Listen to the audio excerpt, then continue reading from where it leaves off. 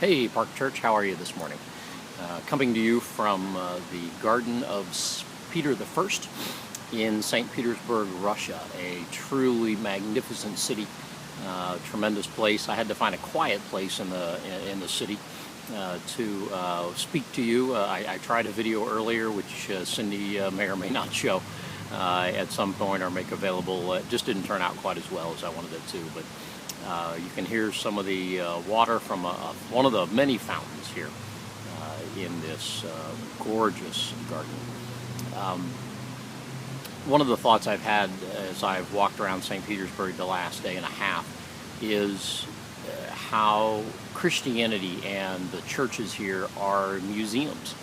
They're really just vestiges of the past, evidence that something did happen here, but I don't see any vital life, quite frankly. I walked around the Hermitage Museum for a couple hours today, and down in the basement area, well, or at least the lower level, are where the old artifacts are of Christianity, and it's a thing of the past. It's history for them. It's not present day vital life. And as I walked around, as I took pictures, as I looked at those things, I thought about the park, and I said to myself, God, I don't want the park to be a place that people look at and say they were great in the past. I want people to look at the park and say, what vital, great ministry is going on now. In the book of 1 John, John writes in the beginning that he's going to simply talk about what he's heard, what he's seen, what he has touched, what his experience has been. That's all Jesus asks us to do. What have we experienced? That's what we're to share with our neighbors. A lot of talk about neighbors this week in the States, and that parable is really insightful. A lot of insights in it. The Levite, the priest, too busy to stop and help the injured man laying on the side of the road. Lots of reasons for that, but one of the big ones is they were on their way to worship Jesus, worship God, and they didn't have time, didn't want to stop, didn't want to bother. Let that not be us. The Samaritan, the outcast, the unexpected one,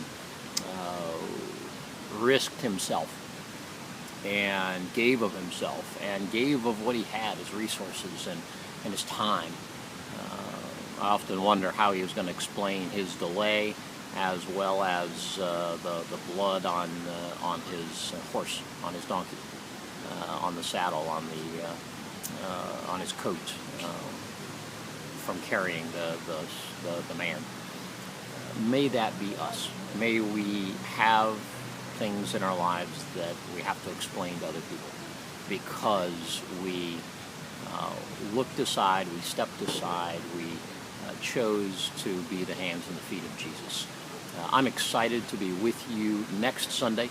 As you are seeing this, I will have 8 hours ago, I think that's how far ahead I am, will have spoken a little bit in a church in Estonia, and then spending the rest of the day with a friend who is a student at Asbury Seminary, showing me around his country a little bit.